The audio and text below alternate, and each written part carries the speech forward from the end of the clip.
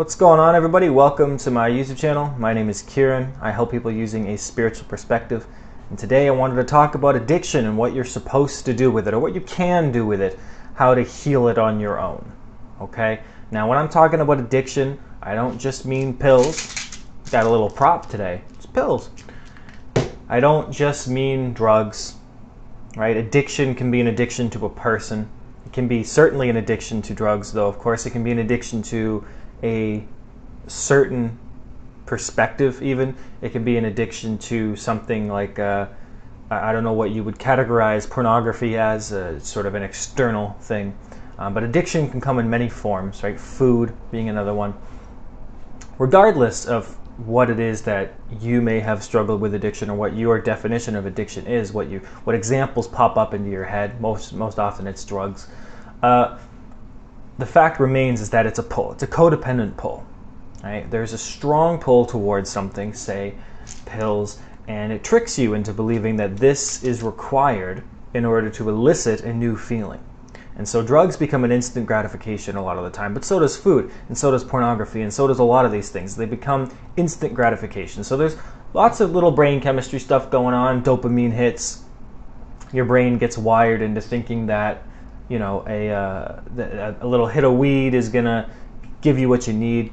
I hate that rhymed. I hate that so much. But you understand my point, is that there's chemicals going off in our brain that essentially are connected to things that we've built up a tolerance for. So obviously that's why the more we do drugs, the more we entertain an addiction, the more we give into it, the more that we feel we need it, and then the stronger the pull becomes. That's why people who have to get rid of these addictions, whether they're cigarettes, pornography, alcohol, trying to do it very, cold turkey is very hard to do.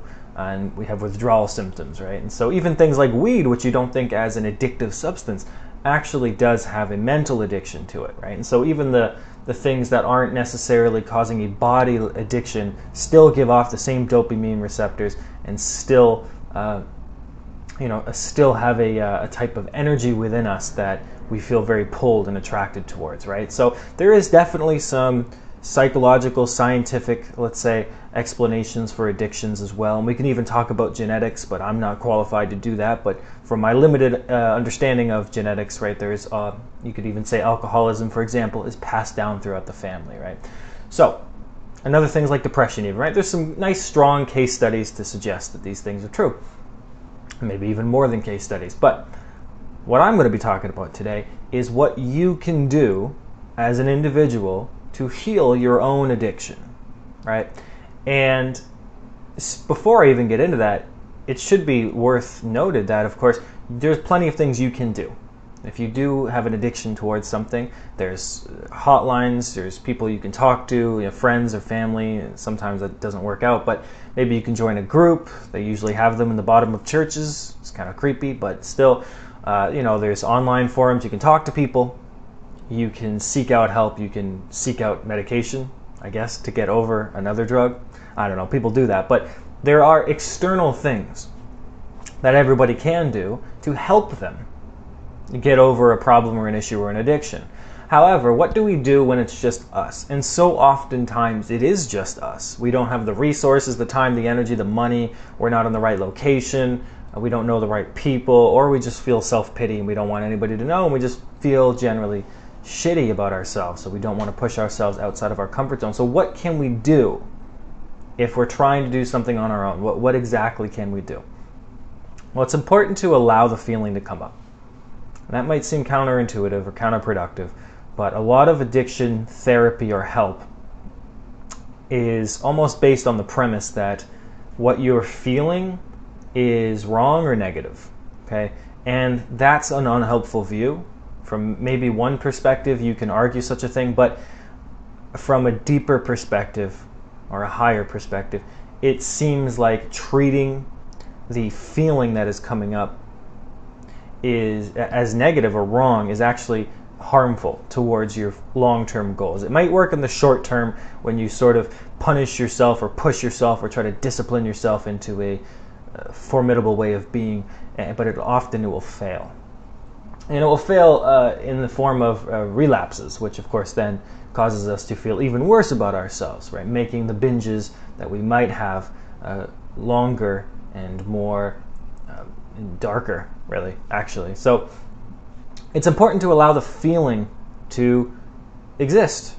So because it's a pull, right? You feel a pull. You feel something coming on, and as that thing comes on, our brain or dopamine or our thoughts or whatever, it's pulling us towards the thing that could fix that, right? So for instance, you could imagine this is Xanax. It's really just ibuprofen, but people can certainly get addicted to pain pills, sleeping pills, all kinds of stuff, right? So you can just imagine this as any kind of drug that you want. But if I have a problem, usually, let's say it's an issue, right? It's an emotional thing, sadness, a grief, an anxiety. And what happens is that feeling comes up, and we're taught to sort of push that feeling down. We don't like that feeling. We're not comfortable with it. We want it to go away. So we're already instinctively treating this as a horrible thing. And then we reach for the bottle or the pills or whatever, and in an effort, of course, to get that feeling to go away, at the same time we're now continuing the pattern, right? All because we didn't originally just want to sit with the feeling, right? So when you have that feeling that comes up, our thoughts will take us to places that our feelings are showing us. So our feelings show us grief and sadness, anxiety, depression, something like that, right? And our thoughts will take us to, they'll hijack that emotion and they'll take us towards some pills, and then, right?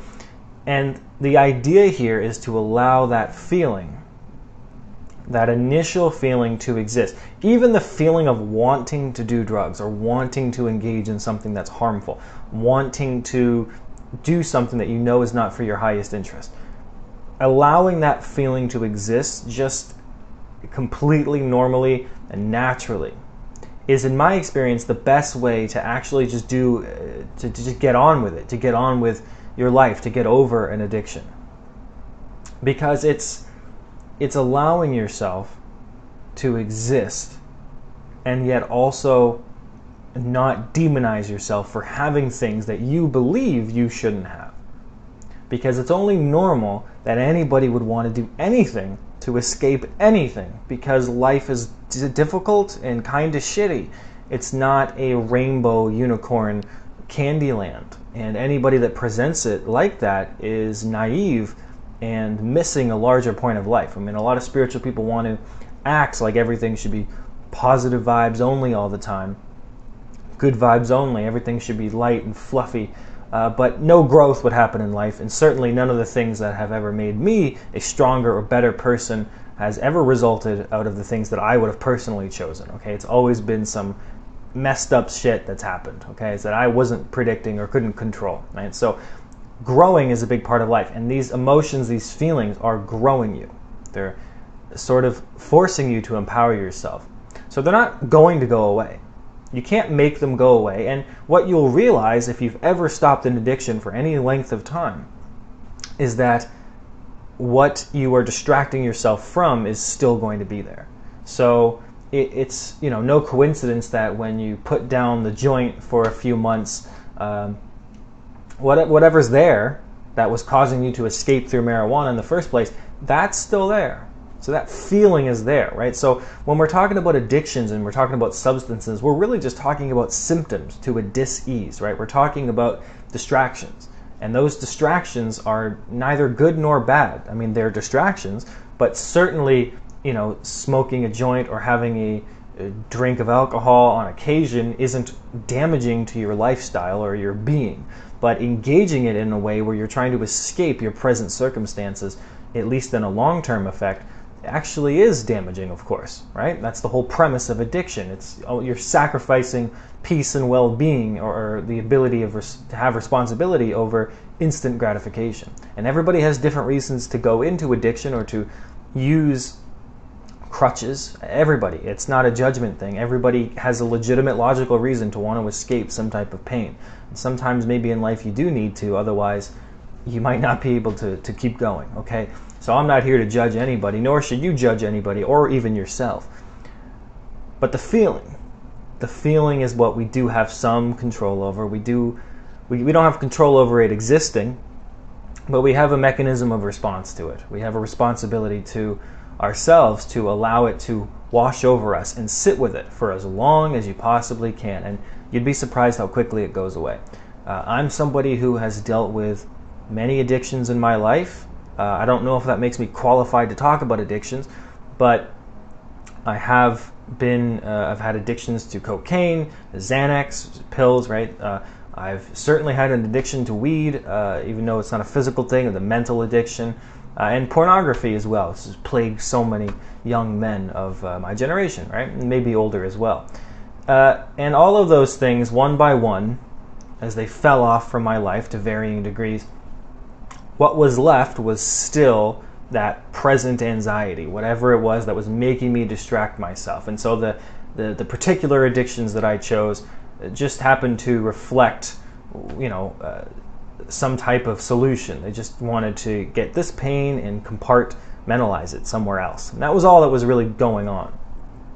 So it didn't matter too much what the addiction is. And that's another thing. We can't take it so personally, our addiction. It's our addiction, my addiction to food, my addiction to pills. It becomes personal. All right? English language has a lot to do with that. A lot of other languages, the emphasis isn't put on the I, but in English it is. So like in Spanish, for example, tengo hambre means, it's like hunger has me, essentially. Whereas, of course, in English, it's I'm hungry, so I am. So with addiction, it's kind of, when we think about it, it becomes our personal idea, our personal problem, my addiction to things. And so it becomes harder to sort of rid yourself of something when you think of it as a part of you, when you think of it as your identity, right? But it's not. It's almost like the addiction exists over here, and you're here stationary, but the addiction moves around and it becomes attached to you, but you're not actually a part of that addiction. But when you talk about it as an I have an addiction, it seems like you are. So it becomes harder. And it becomes harder to face our emotions when we get so personal with everything, our personal story. But it doesn't have to be that bad. If we allow ourselves to sit with any feelings, however uncomfortable they are, for at least 10 minutes, the addiction itself will go away. The pull will go away. And so at the same time, you're also dealing with whatever it is that makes you want to sort of escape at the same time, right? So just an easy, or maybe an easy way to do it on your own, a simple way to do it on your own, to heal your own addiction in your own time, is to just sit with the feelings that come up when you want to reach out to escape through whatever it is your personal choice is. Just sit with it. Don't judge yourself, and just be a human. Just be a human for a little bit.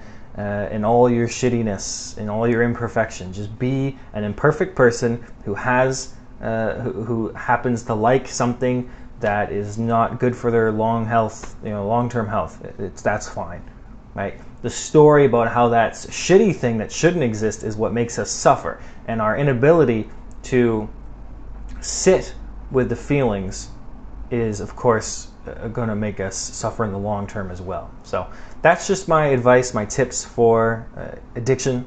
I hope that it helps. If it does, please let me know. And anything you want to add, of course, please leave it in the comments. Okay, so we'll talk soon, guys. I hope you guys have a good weekend.